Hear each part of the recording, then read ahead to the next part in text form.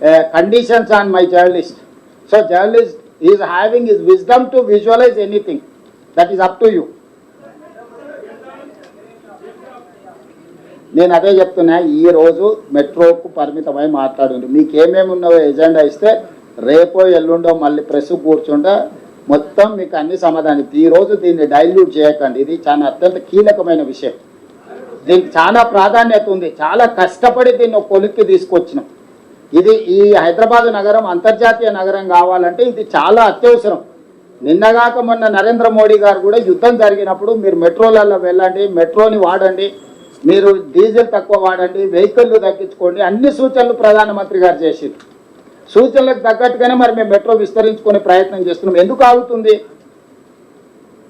కొన్ని total details Kishan Reddy గారు ఒప్పుకుంటే కిషన్ రెడ్డి గారు బండి సంజయ్ గారిని తెలంగాణలో ఉండే లోక్సభ అండ్ రాజ్యసభ ఎంపీలందరికీ సెక్రటేరియట్లోనే పవర్ పాయింట్ ప్రజెంటేషన్ పెట్టి ఇస్తా. మొత్తం అగ్రిమెంట్ కాపీలన్నీ కిషన్ రెడ్డి గారికి ఇస్తా.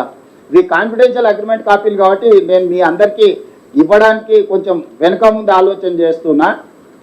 సో అన్ని కిషన్ రెడ్డి గారు ముందర పెడతా. కిషన్ రెడ్డి గారిని, బండి సంజయ్ గారిని మన దగ్గర రాష్ట్రంలో ఉన్న లోక్సభ అండ్ రాజ్యసభ ఎంపీలకు రాష్ట్ర ప్రభుత్వం తరఫున సెక్రటేరియట్లోనే power point presentation with one of the important journalist also కూడా ఇన్వాల్వ్ చేస్తారు. మీరు అందరు విని చూడండి. ఇక్కడ రాజకీయం నేను మాట్లాడడం లేదు. నా పాయింట్ రాజకీయం కాదు. ఫేజ్ 1 మెట్రోని మనము స్వాధీనం చేసుకోవాలా, కొనుగోలు చేయాలా. ఫేజ్ 2 విస్తరణకు మనము అనుమతులు తెచ్చుకొని నిర్మించుకోవాలి. ఇదే నా లక్ష్యం.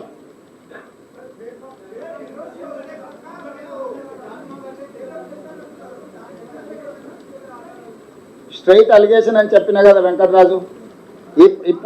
ఇప్పుడు క్లియర్గా చెప్తున్నా, కిషన్ రెడ్డి గారే దీనికి కారణము. నిధులు రాకపోవడానికి దానికి 2 అంశాలు ఉన్నాయి.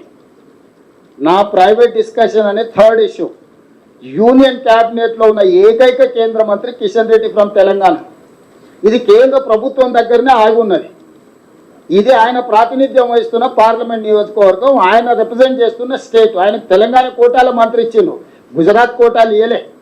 వీళ్ళు గుజరాత్ కోటాలు ఇస్తే గుజరాత్కు మొన్ననే అహ్మదాబాద్కు మెట్రో ఫేజ్ 2కు నిధులు ఇచ్చి చూసిన కదా మన క్యాబినెట్లో. అహ్మదాబాద్ మెట్రో రాగలుగుతుంది,